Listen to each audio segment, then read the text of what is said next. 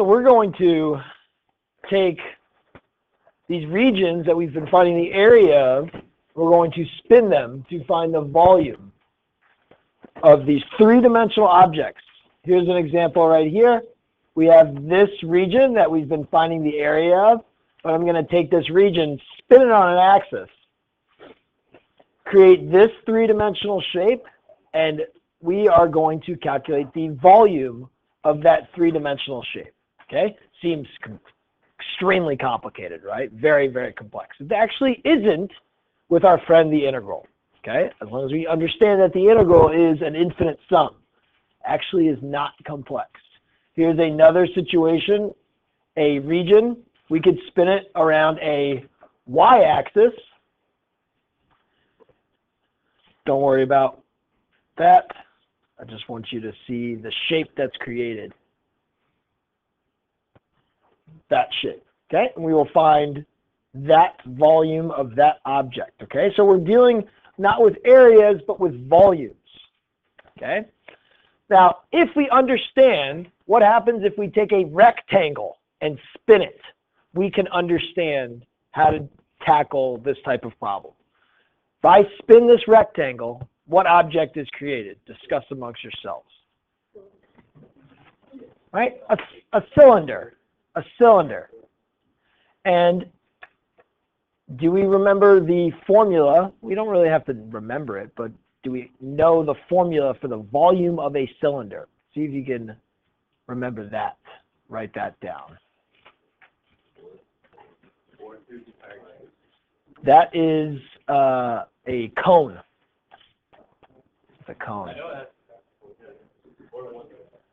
Nothing to do with any thirds. The volume of a cylinder is just an area of a square times the length at which that, area of a circle, times the length at which that circle is kind of going. Okay? In this situation, here's your circle, kind of the base, times the height. Well, let's look at the different aspects of the circle. We have the cylinder. We have a radius, and then we have this height. Okay? Well, the radius is actually the distance from the x-axis to the end of this rectangle. Well, this could be some function. And the height, since this is kind of like a vertical rectangle being spun, ends up being this change in x. So I can actually say that the volume of this cylinder is just a pi f of x squared times delta x. Okay? Okay, good. If we understand rectangles being spun create cylinders, we will understand how to find volumes of the objects. If we also understand what an integral is, what it does, we will be able to tackle this problem. So this region, if I wanted to find the area, how would I find it? It's simple. We are taking an infinite sum of rectangles that are very, very skinny in their areas. The rectangle has a height, in this case f of x, and a width, which is a very small change in x. I'll take an integral, say this is an a and this is a b, from a to b, which is an infinite sum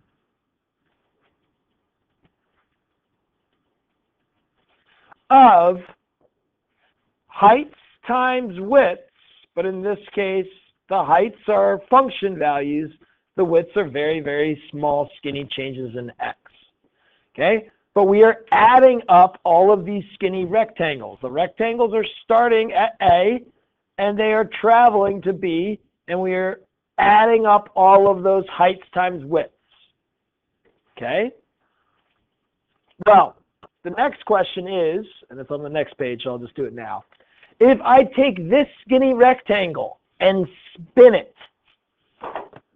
around, say, the x-axis, what is this object that is created? A skinny cylinder. Okay. So this is a skinny cylinder.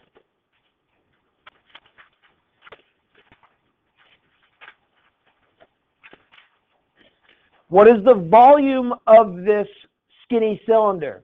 Well, we know the volume of a cylinder is pi r squared h.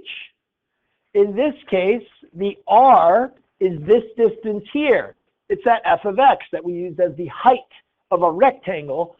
The height of the rectangle turns into a radius of a cylinder. So I can use pi times f of x squared. And then the height for the previous one was a dx, as a change in x. The height of this skinny cylinder is just a very, very small change in x. It's a dx. So all of a sudden we could say, oh, the volume of this skinny cylinder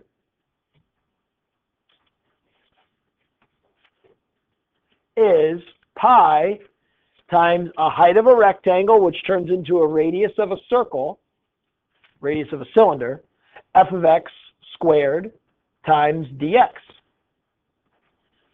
And then the question is, well, if that is the volume of my skinny cylinder, could we find the volume of this region rotated around the x-axis? Let's first kind of see what it looks like. It looks like some sort of like vase or base of a lamp or something like that.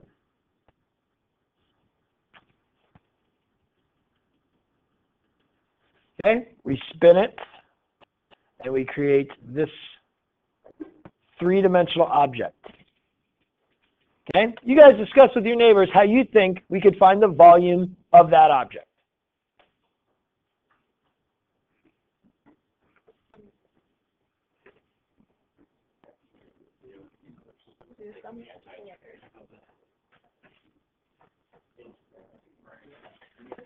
I'm hearing it. It's so simple. We're going to use our friend the integral, which is an infinite sum. And we'll take an infinite sum of these skinny rectangles that are being spun that are creating skinny cylinders. And we're taking an infinite sum of the volume of those skinny cylinders, starting at A and going to B. So I'm going to start at A, go to B, take an infinite sum. I'm going to just write down the volume of these skinny cylinders.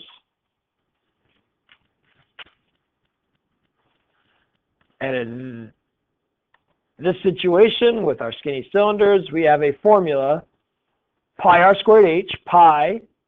The r is the height of my rectangle, which is being spun. It's just my function value here. Becomes the r of this cylinder. The h is a very, very small change in x. Okay? An integral is an infinite sum. Now, if I had easy functions here, I'd be able to square them, take the antiderivative, and find the change in it, and be able to calculate the volume by hand.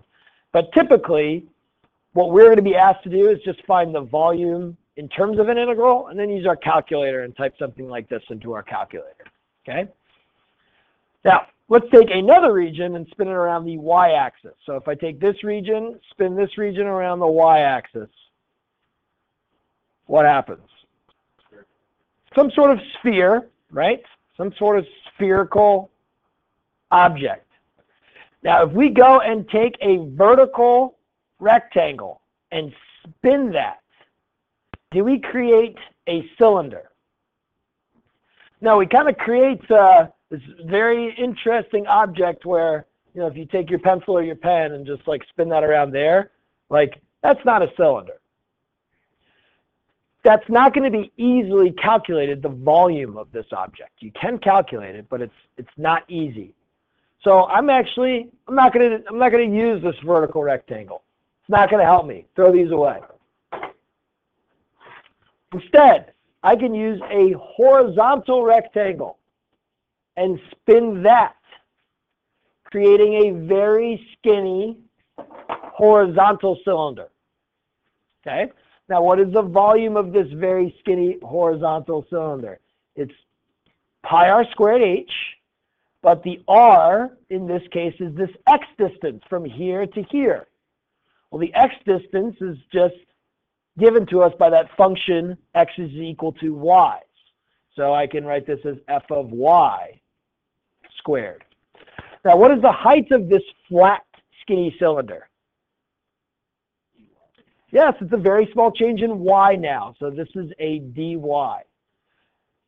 So I could take an infinite sum, understanding that I'm starting the cylinders at a y coordinate and ending at a y coordinate. Let's call this 0 and let's call this c. I can go from 0 to c of pi r squared h. And that's it. We're just taking an infinite sum of volumes of cylinders, and we can find the volumes of these objects. Now, in general, if you are spinning something around a horizontal axis,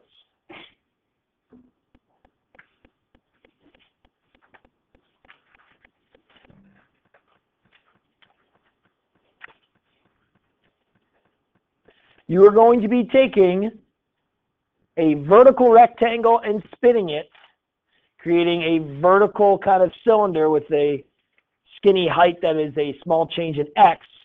You are going to use x's and dx in your integral.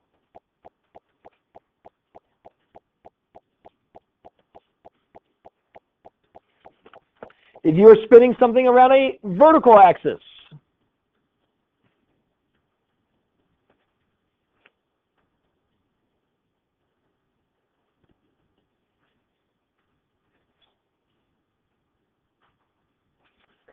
you are going to use a horizontal rectangle, spin that, creating this flat, skinny cylinder, and you're going to use y's, which are going to give you the x distances, which are your radiuses, and dy, which is your very skinny height.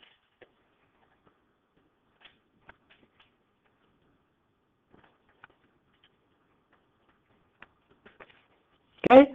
It's just pi r squared h. We've been used to f of x dx the entire time. Why? Because we've been talking about areas. We've been using rectangles' areas and summing those up. Now we're changing, and we're using an integral as an infinite sum of volumes of cylinders. No big deal. Okay, let's do a couple examples. We have this region 4 minus x squared between x equals -1 and x equals +1. We're spinning around the x-axis. 4 minus x squared between -1 and 1 will just be this region right here. I'm not going to sketch the entire thing out. Spin this around the x-axis. Understand what the spun region looks like. Have a general sense of what's going on. We have this kind of donut with no hole, a jelly donut. And draw a representative rectangle, which is being spun to create a representative cylinder. It will help if you do this so that you kind of understand. I'm taking an infinite sum of the volumes of these cylinders, starting from here, going to there. Infinite sum, it would start at -1, go to 1. Understand that the cylinder has a skinny height that is a change in x. Pi, the radius, this length here, is just the height of your first rectangle, which is designated by 4 minus x squared. Squared, pi r squared h. H is dx. It all is pi r squared h. An infinite sum of those. Now you plug that into your calculator, you get your answer. Okay, we won't spend time doing that. You could find this by hand, but you'd have to square the 4 minus x squared and then take the antiderivative of the entire thing. If you'd like to, you can take this pi and pull it out and have the pi in front of the integral. It's totally fine. It's up to you. Let's look at another one. Let's take this region, y equals x squared, y equals 4 and x equals 0, and spin it around the y-axis. So let's make sure we understand what the region looks like. X squared, y equals 4, x equals 0. Here's my region. Spin this around the y-axis. Well, all of a sudden we have this three-dimensional object that ends up over there.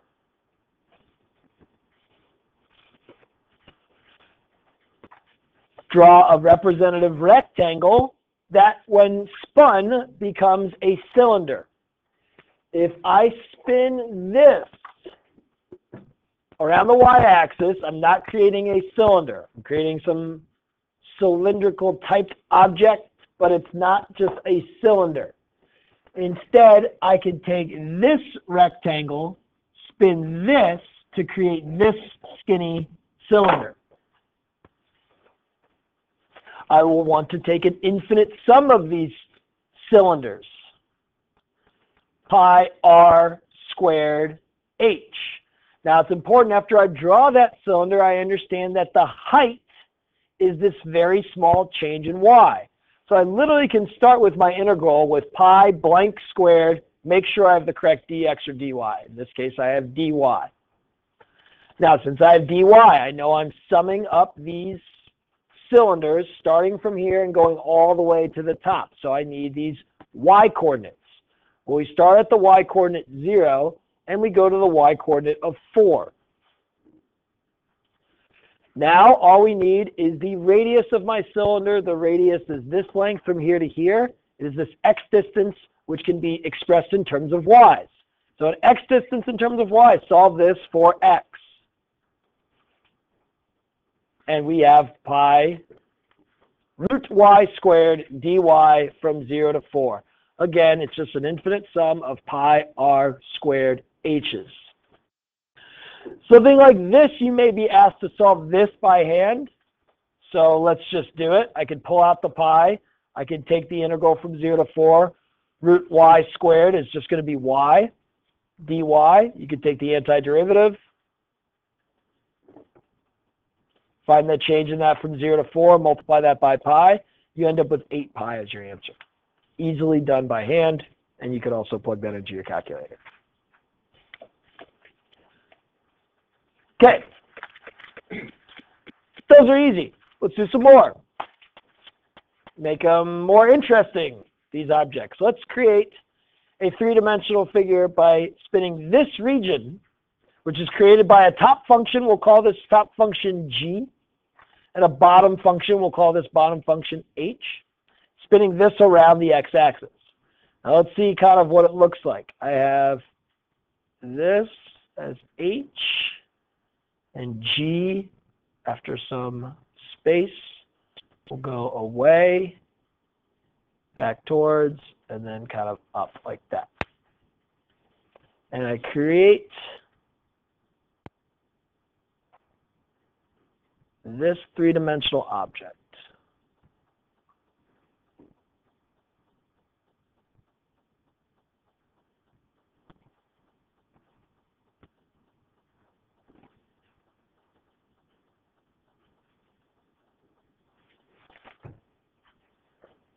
Okay. If I spin this around the y-axis, I create this type of three-dimensional object.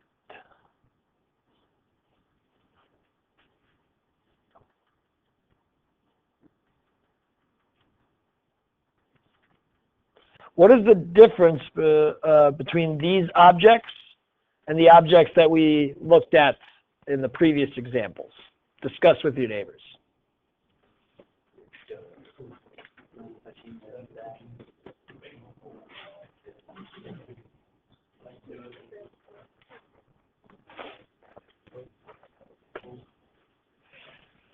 The key is they have this hole, this negative space. This one has some negative space, and this one has this negative space right in here. Okay, do we see that negative space? Sometimes if you kind of sketch in some things, maybe it's easier to see.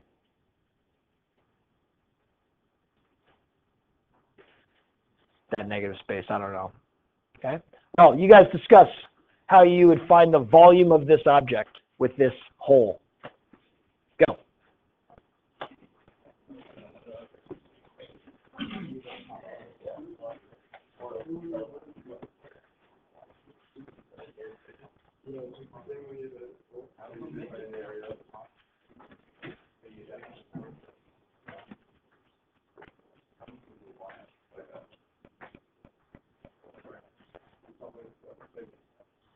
Okay, who's got ideas?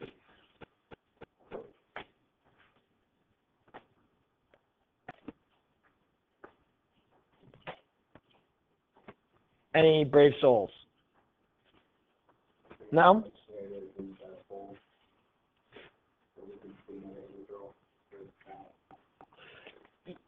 That's exactly right. I hear a lot of people saying like top minus bottom, stuff like that, and it's actually not the right approach. We'll see there is something that comes out as being similar to a top minus bottom approach, but no, the key idea is to take the volume of the entire thing, including the negative space, and then subtract the volume of that whole, like Mr. Coode said. So let's look. We have this rectangle created by G, which I can spin, and it creates this cylinder. Now, if I take an infinite sum of these cylinders, I will take the volume and find the volume of the entire object, including that negative space.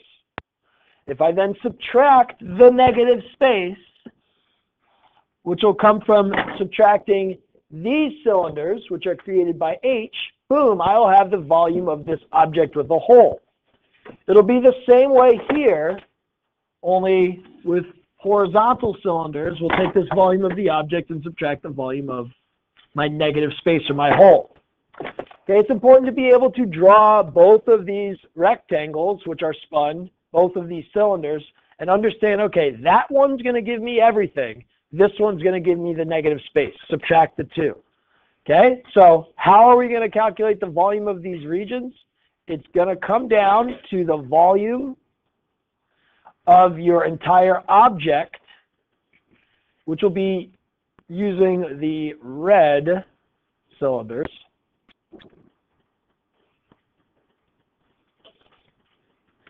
And then you are going to subtract the volume of the whole.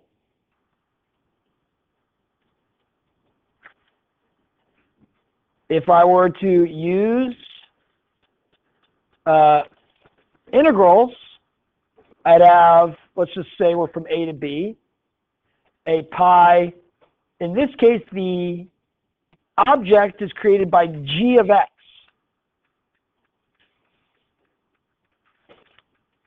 Squared. And then I'm subtracting the volume of the whole, which creates cylinders from h of x as my radius. Okay. Now we will find that this is the top function and this is the bottom function, but we don't want to think of tops and bottoms so much with these cylinders, and I'll show you why when we do later examples, tougher examples. Instead, we want to think more about the outside and the inside function.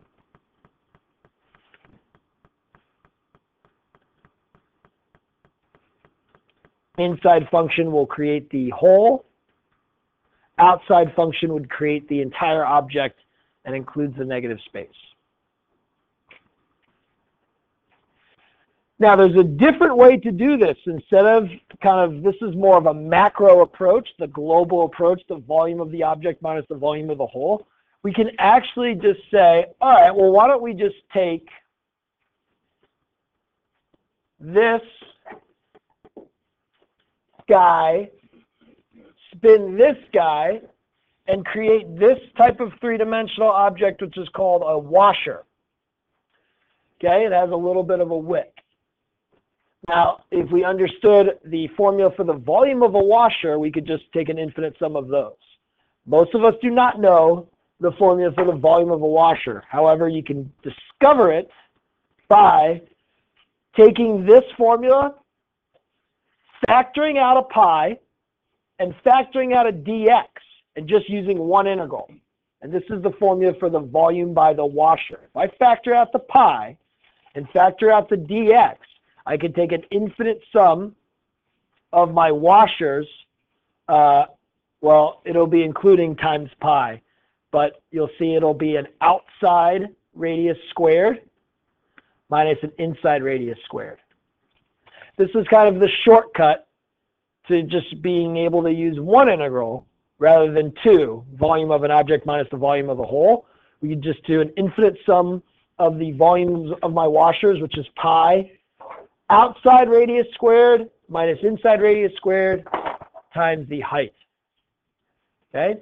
We should be able to see where this comes from. It comes from the previous formula, and it actually ends up being the volume of one of the washers, which is pi big R squared minus little r squared h. Okay? I would recommend that you guys get comfortable with this, but use this to do your calculations. It's more of a conceptual understanding of what's going on rather than a formula. We don't want to memorize lots of formulas, okay? When it comes to the BC exam, we have so much material on the BC exam that we're trying to memorize all these formulas, it's not going to go well. But if we understand concepts, you should be able to recall cylinders, pi r squared h, object minus whole. So I'd recommend you use this guy. But you do need to be familiar with turning this guy into this guy by factoring out the pi and factoring out the dx. Okay? Now, of course, the dx is going to be if we're spinning around a horizontal axis, which means these would be x's and this would be f of x. It would be dy if you're spinning it around a vertical axis. Okay, which means you need y's and d and f equals y's. All right, let's do an example of that.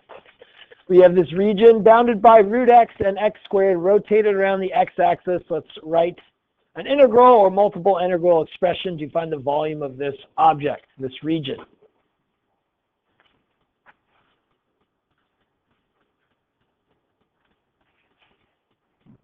Here is root x and x squared. They intersect at 1, 1, and 0, 0. We spin this region, creating this three-dimensional object.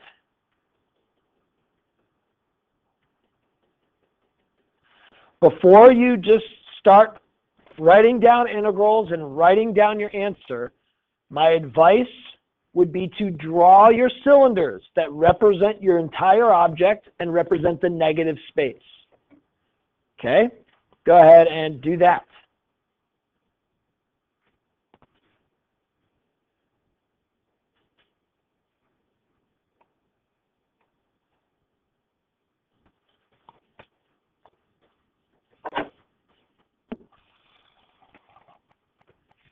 There's my first one that would give me the volume of the entire object. And here's my second one, which would give me the negative space.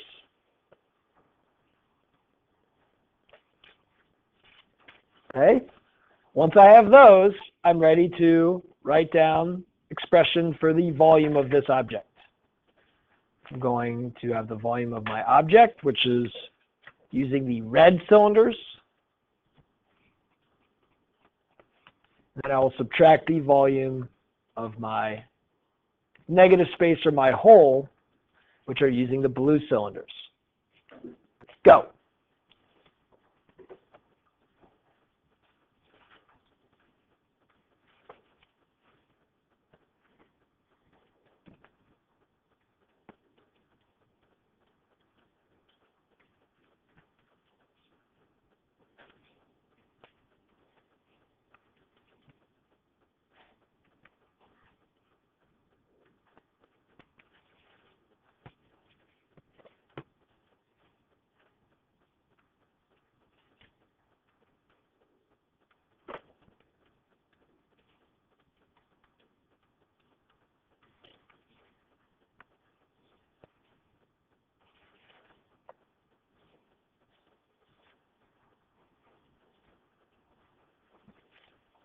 A lot of you are probably thinking top minus bottom. I need to be using top minus bottom. Don't think that way.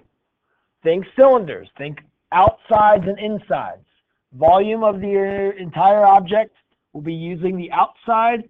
Volume of the whole the inside.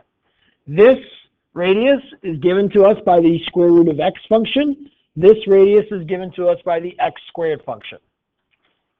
Okay? Let's do the next one. We have this region bounded by y equals 4, x equals 1, and y equals x squared in the first quadrant revolved around the y-axis. Let me just sketch the region really quickly.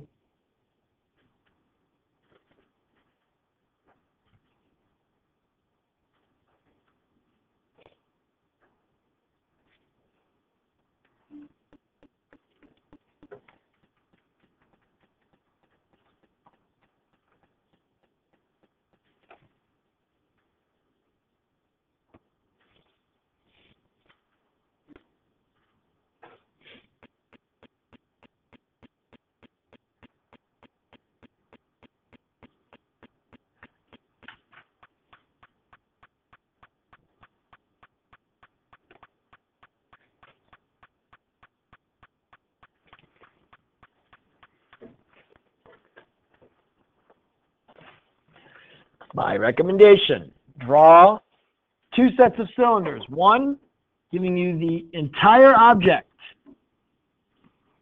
There's it. Started by having this rectangle and spinning it. Then your hole, which would be this guy. It would start by using this rectangle and spinning that.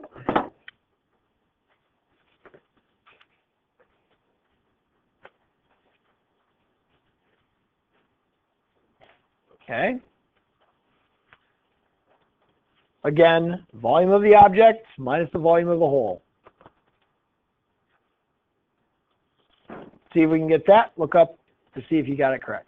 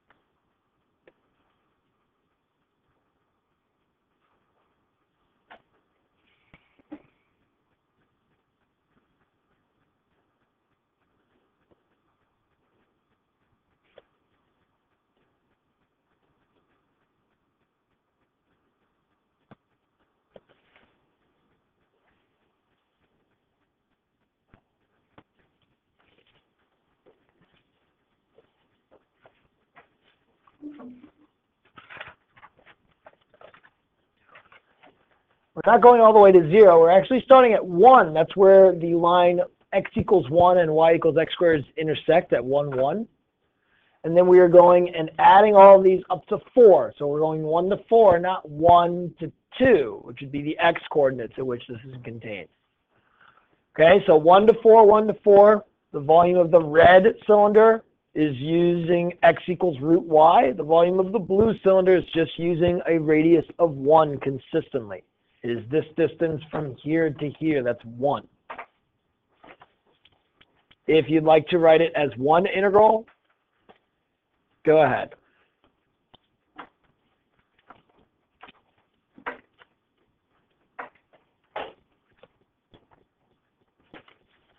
Okay. The next one. Very, very important to be able to visually see and to sketch kind of the cylinders that are going on, because we will encounter problems where we might need multiple integrals. We might need 3 integrals. Okay, in this situation, you'd need 2 or 3. Let's look at the region. It's x squared plus 1, y equals 0, x equals 0, and x equals 1. X squared plus 1 looks like this. X equals 1. Here's my region right here. Spin this around the y-axis.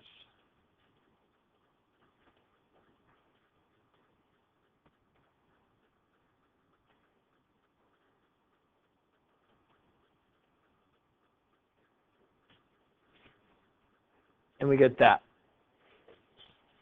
Discuss with your neighbors pretty quickly how you think you would tackle this. Go.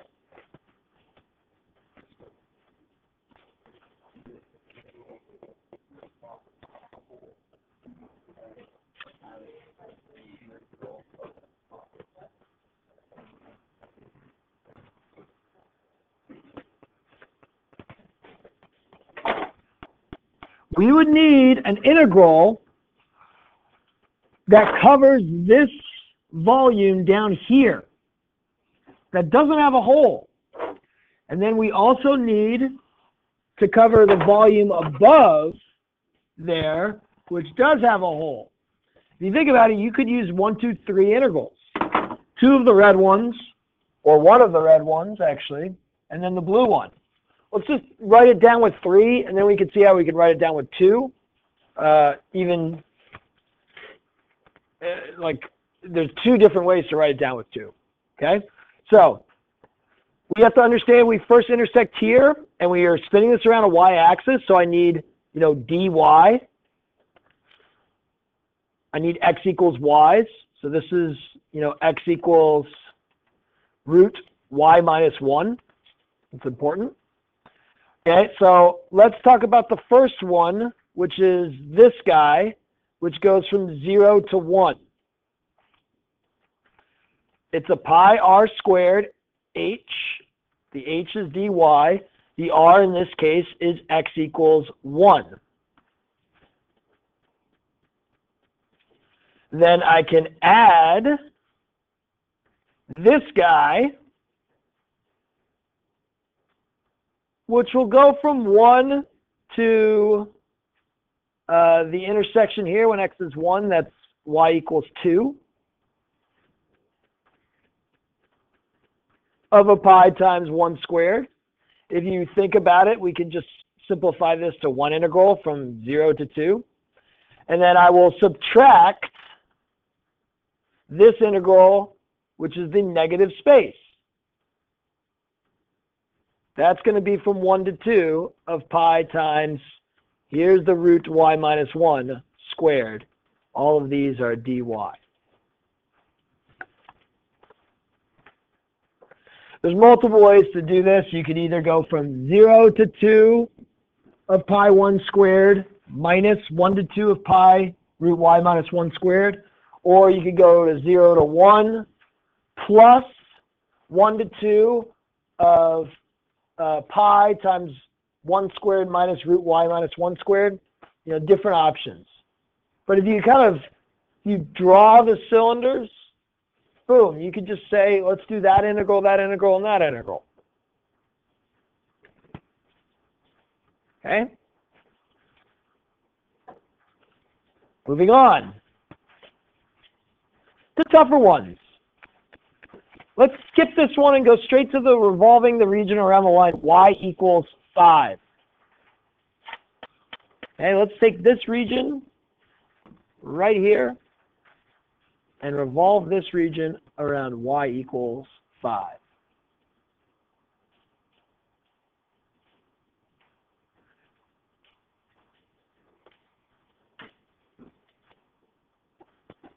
Here is y equals 5. Okay? Now, so draw your own y equals 5 line. Let's draw what it will look like. We have this f of x ends up here, and g of x is kind of down here.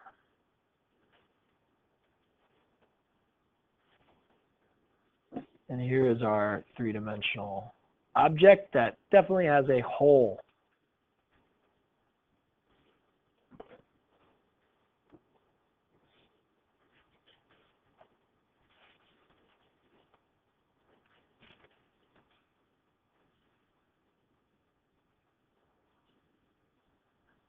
Draw 2 cylinders.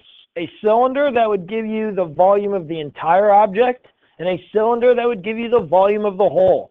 If we can do that, we are on our way to understanding how to find the volume of this object. Draw your cylinders.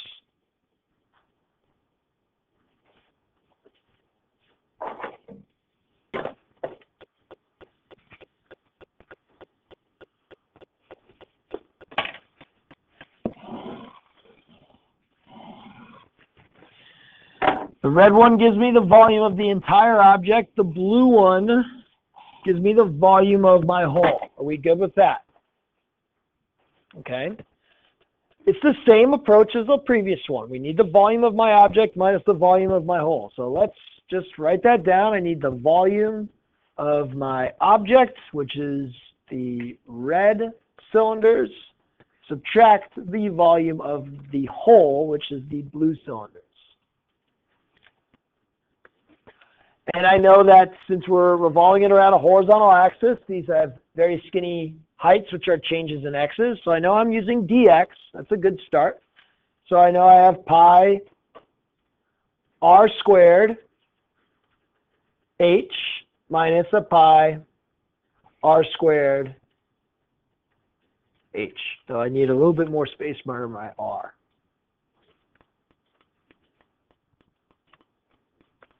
And it looks like we're summing them up from 1 to 5. So let's include that.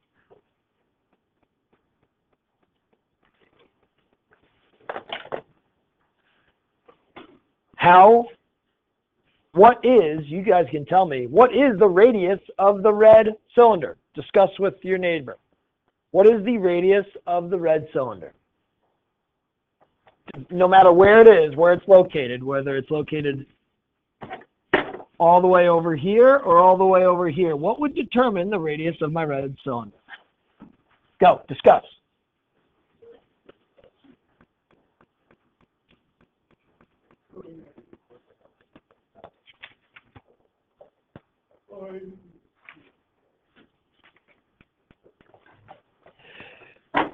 Here to here, right? That's the radius. I'm looking from there to there because I don't want to go up here where we're reflected.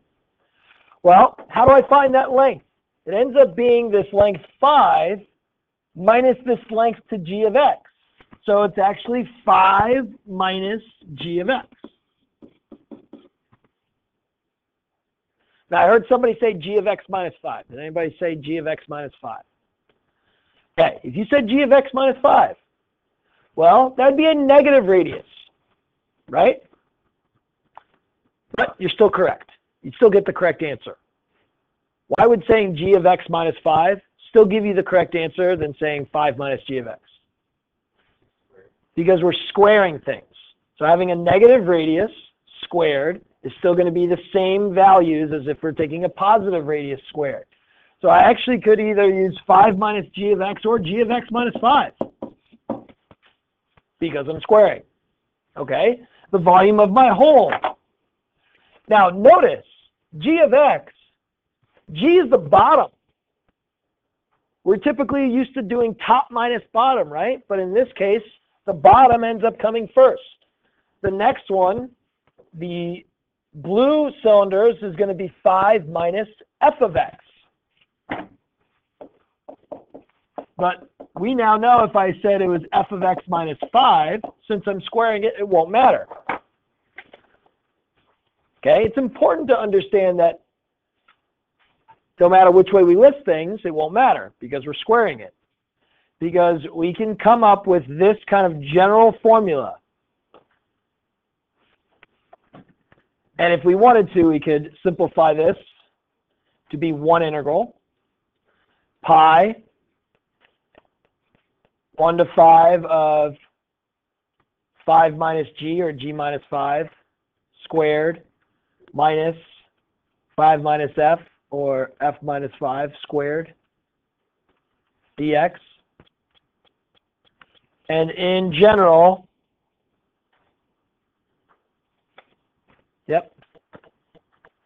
if we want to revolve regions around lines other than the x or the y-axis,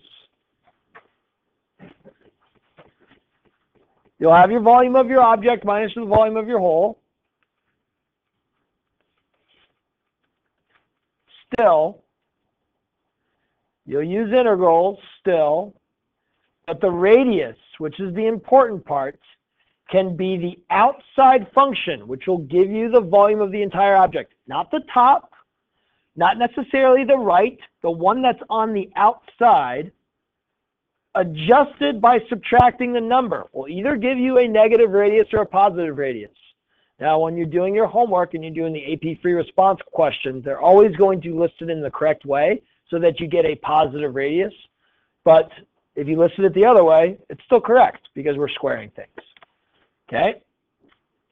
Dx and subtract the integral of pi, your inside, minus your number squared dx or dy, depending on how we're spinning things.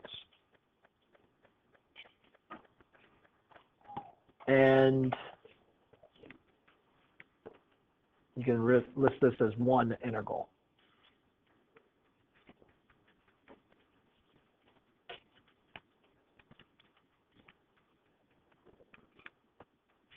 These are the trickiest ones, the ones where we're spinning around different values. So we'll need to practice these, starting with this one. We're going to revolve it around two different regions. Either revolve the region around two different lines. We have one region being revolved around y equals 5. And then we have the region revolving around x equals 6. Okay? So let's just look at the region. Root x equals 4, y equals 0.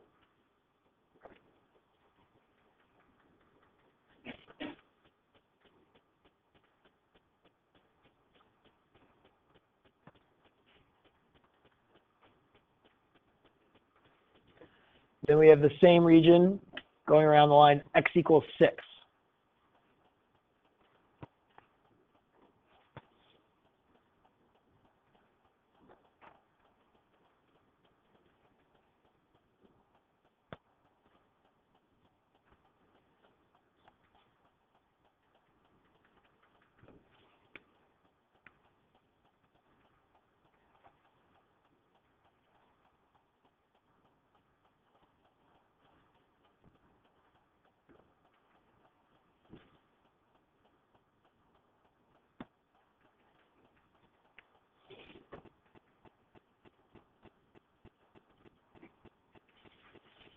Okay?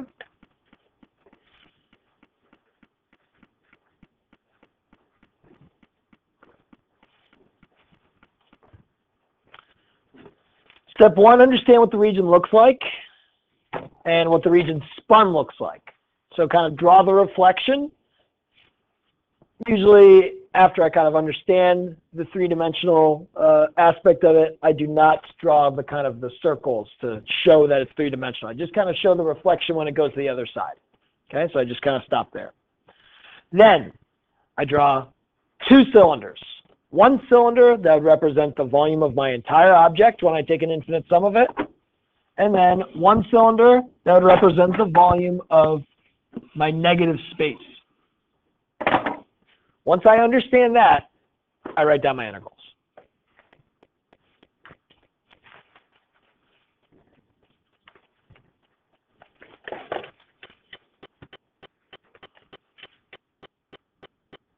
And like we said, you can just do pi, your outside. In this case, the outside is just 0. Or you could say it has a radius of 5. That is the object of my, that is the radius of my object. And then I subtract the volume of my hole.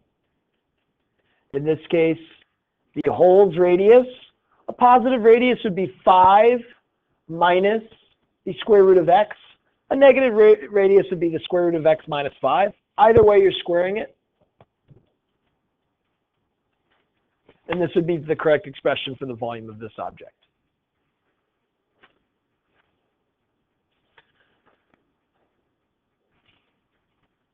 For the next region, two cylinders, one going to the entire object and one going to the hole.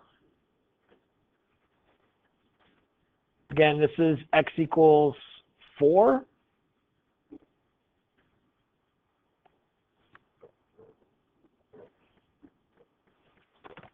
Okay, I would have the volume in red. The volume in red starts at 6 and subtracts this x distance here.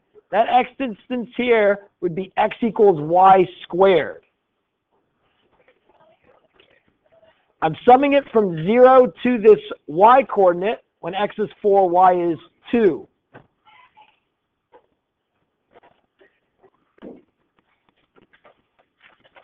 dy, and then I would subtract the inside volume, the volume of the inside, in blue, is from 0 to 2 of pi. This would be 6 minus 4, which is just 2 squared. Now, I have 6 minus y squared. Don't forget to square it. You could have also had y squared minus 6. Your outside is the curve. Subtract the number, square it, you'll get a positive radius squared. Okay, homework's out of your free response and out of the book.